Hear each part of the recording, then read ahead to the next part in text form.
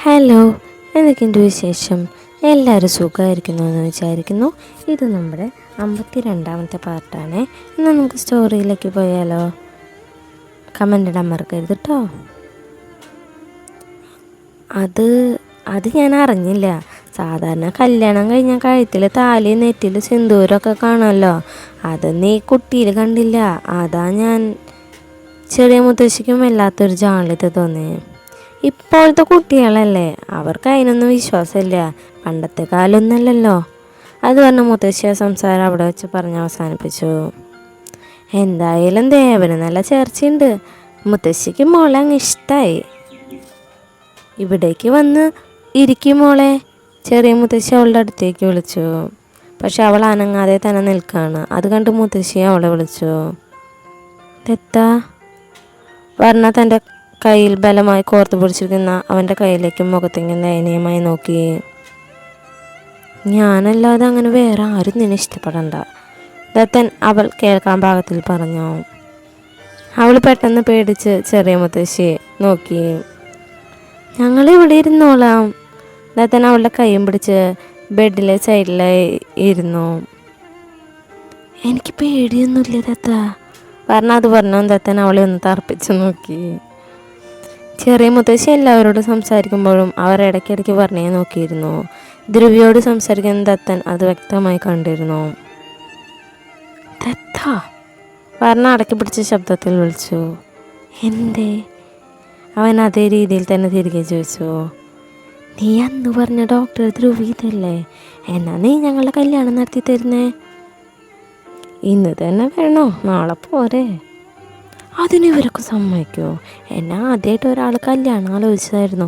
പക്ഷെ അപ്പോഴേക്കും എൻ്റെ കല്യാണം കഴിഞ്ഞ കാര്യം നിൻ്റെ മുത്തശ്ശി കയറി പറഞ്ഞ് നശിപ്പിച്ചില്ലേ? അതൊന്നും കുഴപ്പമില്ല. ചെറിയ മുത്തശ്ശിക്ക് നിൻ്റെ ഇഷ്ടപ്പെട്ട മട്ടുണ്ട്. ഒന്ന് കെട്ടിയതാണെങ്കിൽ മുത്തശ്ശിക്ക് അതൊരു പ്രശ്നമാവില്ല. ആണോ? എന്നാൽ നീയൊന്ന് പറഞ്ഞ് സമ്മതിപ്പിക്കേ. 10-15 ദിവസം കഴിഞ്ഞ് ഞാനിവിടുന്ന് പോവും. അപ്പോഴേക്കും കെട്ടും ഹണിമൂണും ഒക്കെ നടത്താം. നീ വേഗം കാര്യങ്ങളൊന്ന് സ്പീഡാക്കുക. അതിനെന്താ, ഇപ്പം തന്നെ എല്ലാം ശരിയാക്കി തരാം. അപ്പോഴാണെങ്കിൽ എല്ലാവരും ഉണ്ടല്ലോ. എന്നാൽ വേഗം പറ. ചെറിയ മുത്തശ്ശി, എനിക്കൊരു കാര്യം പറയാനുണ്ട്. ഇവളും ദത്തൻ പറയുന്നത് മുമ്പേ ഭർണാവിൻ്റെ വാ പൊത്തിപ്പിടിച്ചു. എന്താ എന്താ ദേവാ, എന്താ കാര്യം? മുത്തശ്ശി ഒന്നും മനസ്സിലാവാതെ ചോദിച്ചു. അത് പിന്നെ നിങ്ങൾ വന്നിട്ട് കുറേ നേരമായല്ലോ. നിങ്ങൾക്ക് കുടിക്കാൻ വല്ലതും എടുക്കാൻ പറഞ്ഞതോ ദത്തൻ കല്യാണത്തെ കുറച്ച് ഉറക്കി വിളിച്ച് പറയുമെന്ന് പറഞ്ഞ് ഒരിക്കലും വിചാരിച്ചിരുന്നില്ല. അയ്യോ, സംസാരിച്ചിരുന്ന് ഞാൻ ആ കാര്യം മറന്നു. ഞാൻ കുടിക്കാനെടുക്കാം. ചെറിയ ഭാഗത്തേക്ക് പോയി. കൂടെ അമ്മയും. നീ എന്തിനോട് കള്ളം പറഞ്ഞേ? നല്ലൊരു അവസരമല്ലേ നീ നശിപ്പിച്ചേ?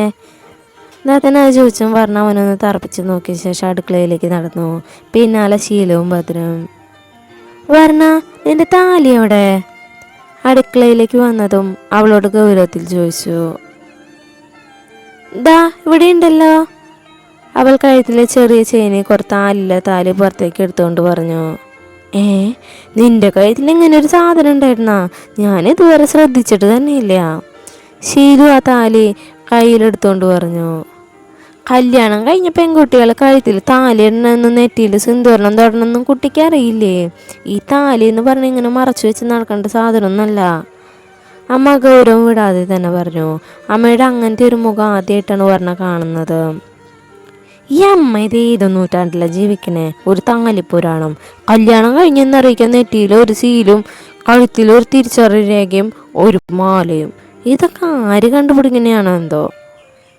ശീലു, നിനക്ക് നാവ് കുറച്ച് കൂടുന്നുണ്ട്. ഈ താലി സിന്ദൂരം എന്നൊക്കെ പറഞ്ഞാൽ കുട്ടി കളിയല്ല കേട്ടാ. അതിന് അതിൻ്റേതായ ഒരു പവിത്രതയുണ്ട്. നിനക്കത് പറഞ്ഞാൽ മനസ്സിലാവില്ല. ഈ അമ്മയ്ക്ക് ഇതെന്താ? വെറുതെ ഓരോ ആചാരങ്ങളും കൊണ്ട് ഇറങ്ങിക്കോളും. ഇതൊക്കെ എന്താ സ്ത്രീകൾക്ക് മാത്രം ബാധകമാണോ? അപ്പം എന്താ ആണുങ്ങൾക്ക് ഈ പറയുന്ന താലി സിന്ദൂരം ഒന്നും വേണ്ടാത്തേ? അവരിട്ട എന്താ ഈ പവിത്രത എന്ന് പറഞ്ഞ സാധനം ഉണ്ടാവില്ലേ? ശീലു, മതി നിന്റെ പുരോഗമനവാദങ്ങൾ. ഈ കാര്യത്തിൽ ഞാൻ വല്യമ്മയുടെ കൂടെ നിൽക്കൂ. ഈ താലി എന്ന് പറയുന്ന ഒരു ലോഹമല്ല, വ്യത്യസ്ത ധ്രുവങ്ങളിൽ ജീവിക്കുന്ന വ്യത്യസ്ത കാഴ്ചപ്പാട് വെച്ച് പുലർത്തുന്ന വ്യത്യസ്ത ജീവിത സാഹചര്യങ്ങളിലുള്ള രണ്ട് വ്യക്തികളെ തമ്മിൽ ബന്ധിപ്പിക്കുന്ന ഒന്നാണ്. അത് നാളെ നിൻ്റെ കല്യാണം കഴിയുമ്പോൾ അത് മനസ്സിലാവും. ഭദ്ര അത് പറഞ്ഞു വർണ്ണയുടെ കൈയും പിടിച്ച് ചെറിയമ്മയുടെ റൂമിലേക്ക് നടന്നു. ഭദ്ര ഡ്രസ്സിങ് ടേബിളിന് മുന്നിലിരിക്കുന്ന സിന്ദൂര ചെപ്പ് എടുത്ത് വർണ്ണയ്ക്ക് നേരെ നീട്ടി. ഇത് നെറ്റിയിൽ തൊട് വർണ്ണ. ഇല്ല, ഞാൻ സമ്മതിക്കില്ല. അത് തടഞ്ഞുകൊണ്ട് ഷീലു പറഞ്ഞു. ഷീലു, നീ വെറുതെ വാശി കാണിക്കണ്ട. വർണ്ണ ഇനി സിന്ദൂരം തൊട്ടിരിക്കും. ഇല്ല, ഈ ഷീലുവിന് ജീവനുണ്ടെങ്കിൽ ഞാൻ അതിന് സമ്മതിക്കില്ല. മതി നിർത്തും നിങ്ങളുടെ സീരിയൽ നാടകം. നിങ്ങളെന്താ കരുതിയത് ഞാനെന്താ പുട്ടിയാണെന്നാ? ആരെ കാണിക്കാനാ നിങ്ങൾ ഈ കിടന്ന് അഭിനയിക്കണേ? ഛേ, നിനക്ക് മനസ്സിലായില്ലേ അഭിനയാന്ന്? പറയാതിരിക്കാൻ വയ്യ. രണ്ടുപേരും നല്ല ഓവർ ആക്ടിങ് ആയിരുന്നു. അഭിനയാണെന്ന് പറയേയില്ല. ആരെ കാണിക്കാനായിരുന്നു ഇതൊക്കെ? വേറെ ആരെ? അമ്മയ്ക്ക് അല്ലെങ്കിൽ നിന്നോട് ചെറിയൊരു ദേഷ്യമുണ്ട്. ഈ അതിനിപ്പോൾ ഒരു കാരണം കൂടിയായി. നീ എങ്ങാനും നിന്റെ ലൈസൻസ് ഇല്ലാത്ത നാവും കൊണ്ട് എന്തെങ്കിലും വിളിച്ചു പറഞ്ഞാൽ പിന്നെ ബാക്കി പറയണ്ടല്ലോ. അതിനിപ്പോൾ ഞങ്ങൾ തമ്മിൽ അടികൂടി നടക്കണ കാര്യം നീ സിന്ദൂരം തൊടാത്തതാണെന്ന് അമ്മ കരുതിക്കോളും. അതിന് ഞാൻ സിന്ദൂരം തൊടില്ല എന്ന് ആരാ പറഞ്ഞേ? ബെഡിലേക്ക് മലർന്ന് കിടന്നുകൊണ്ട് പറഞ്ഞു ചോദിച്ചു. ശരിക്കും? മധുര ചോദിച്ചു. അതേന്നേ. പിന്നെ ഇവള് വെറുതെ തള്ളു ഷീലു. No, never. വർണ്ണ സൊല്ലതേ ചെയ്യൂ, സൊല്ലത് മട്ടും താസിലുവേ. എന്താ? സോറി. വർണ്ണ സൊല്ലറുതേ ചെയ്യുവേ, ചെയ്വത് മട്ടും താസല്ലുവേ. അപ്പം നീ ഇനി മുതൽ സീരിയൽ മരുമോളാവാൻ പോകുകയാണോ? ഭദ്ര അവളുടെ വലത് സൈഡിൽ കിടന്നു. ആയിരിക്കും ഭദ്ര. ഒരു പട്ട് സാരിയും ചുറ്റി നെറ്റിയിൽ ഒരു കൊട്ട സിന്ദൂരം വാരിപ്പൊത്തി തുളസി കതിർ നയമാറിനും മുന്നിൽ നല്ല അസല സീരിയൽ മരുമോള്. ശീലു അവളുടെ ഇടത് സൈഡിൽ കിടന്നുകൊണ്ട് പറഞ്ഞു. പിന്നെ ഒന്ന് പോയി അവിടുന്ന്. അതങ്ങനെയൊന്നല്ല.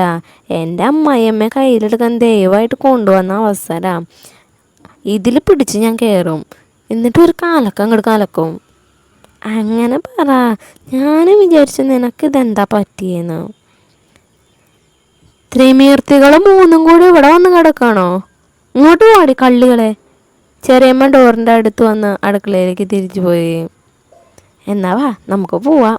അത് പറഞ്ഞ് എണീറ്റ് കണ്ണാടിക്ക് മുന്നേ വന്ന് നിന്നു. ശേഷം സിന്ദൂരച്ചെപ്പിൽ നിന്നും ഒരു നുള്ള് കുങ്കുമം എടുത്ത് അവൾ തൊട്ടു. വാ, അടുക്കളയ്ക്ക് പോവാം, ഫോളോ മീ. വർണ്ണ തിരിഞ്ഞു നടക്കാൻ ഒരുങ്ങിയതും ഭദ്ര അവളെ തടഞ്ഞു. ശരിക്കും നീ വല്യമ്മയ്ക്ക് വേണ്ടിയാണ് സിന്ദൂരം തൊട്ടേ? അതോ നിനക്ക് ഈ സിന്ദൂരത്തിനും താലിയിലൊക്കെ വിശ്വാസമുള്ളത് കൊണ്ടാണോ? ഭദ്ര ചോദിച്ചതും വർണ്ണ ഒന്ന് പുഞ്ചിരിക്കാൻ മാത്രം ചെയ്തു. പറ വർണ്ണ, നിനക്കതിൽ വിശ്വാസമുണ്ടോ? ശീലു അതേ ചോദ്യം ആവർത്തിച്ചു. വിശ്വാസം ഉണ്ടോയെന്ന് ചോദിച്ചാൽ ഉണ്ട്, ഇല്ലേന്ന് ചോദിച്ചാൽ ഇല്ല. ഈ താലി ദത്തം കെട്ടി തന്നതല്ലേ, അത് കാരണമല്ലേ എനിക്കാണ് എൻ്റെ സ്വന്തമായിട്ട് കിട്ടിയേ. ഇത്രയും സ്നേഹം കിട്ടാൻ കാരണം ഈ താലിയാണല്ലോ. അതുകൊണ്ട് എനിക്കിതിനോട് ഒരുപാട് ഇഷ്ടമാണ്. പിന്നെ സിന്ദൂരത്തിലൊന്നും എനിക്ക് വലിയ വിശ്വാസമില്ല. ഞാനങ്ങനെ ഒരു കാര്യത്തെക്കുറിച്ച് ഇതുവരെ ചിന്തിച്ചിട്ടുമില്ല. ദത്തനോട് എന്നോട് സിന്ദൂരം തൊടാൻ പറഞ്ഞിട്ടുമില്ല. പിന്നെ ഇപ്പം ഇത് തൊട്ടത് അമ്മയെ കാണിക്കാൻ വേണ്ടി മാത്രമാണ്. പിന്നീട് അതിനെക്കുറിച്ച് അവരൊന്നും സംസാരിച്ചില്ല. നേരെ അടുക്കളയിലേക്ക് നടന്നു. ഇത്രയും കാലത്തിന് ശേഷം കണ്ടിട്ട് നിങ്ങൾ എന്തെങ്കിലും മിണ്ടാതിരിക്കണേ? ഒന്നും ചോദിക്കാനില്ലേ നിങ്ങൾക്ക്? മാവിൻ ചൂട്ടിലെ കൽബഞ്ചിലിരിക്കുകയാണ് ധ്രുവിയും ദത്തനും ശ്രീരാഗും പാർത്ഥിയും. കുറേ നേരമായിട്ട് അവർ ആരും പരസ്പരം നോക്കുകയോ സംസാരിക്കുകയോ ചെയ്യാത്തത് കൊണ്ടാണ് ധ്രുവി ചോദിച്ചത്. എൻ്റെ ജോലിയൊക്കെ അങ്ങനെ പോകുന്നു? ഇനി നാട്ടിൽ സെറ്റിലാവാനാണോ പ്ലാൻ? ശ്രീരാഗ് ചോദിച്ചു. കുഴപ്പമില്ലാതെ പോകുന്നു. ഇവിടെ അടുത്തുള്ള ഒരു ഹോസ്പിറ്റലിൽ ഞാൻ ജോലി റെഡിയാക്കിയിട്ടുണ്ട്. ബാംഗ്ലൂർ ജീവിതം മടുത്തു. ഇനി നമ്മുടെ നാട്ടിൽ നിങ്ങളുടെ കൂടെ അടിച്ചു പൊളിച്ച ജീവിക്കാനാണ് എൻ്റെ പ്ലാൻ. പക്ഷെ അത് കേട്ടിട്ടും മറ്റു 3 പേരുടെ മുഖത്ത് വലിയ ഭാവവ്യത്യാസമൊന്നുമില്ല. മൂന്ന് സൈഡിലേക്ക് നോക്കിയിരിക്കുകയാണ്. നീയും ചെറിയ മുത്തശ്ശി മാത്രമായിട്ടാണോ വന്നിട്ടുള്ളോ? പാർത്തി ചോദിച്ചു. അതെ. അങ്കിളും ആൻറ്റി എന്ത് പറയുന്നു, സുഖമല്ലേ? ദത്തൻ ചോദിച്ചു. അതെ, സുഖമായിട്ടിരിക്കണു. നിങ്ങളെന്താണ് ഇതൊരു മരുവേക്കാരില്ലാത്ത പോലെ ഇരിക്കണേ?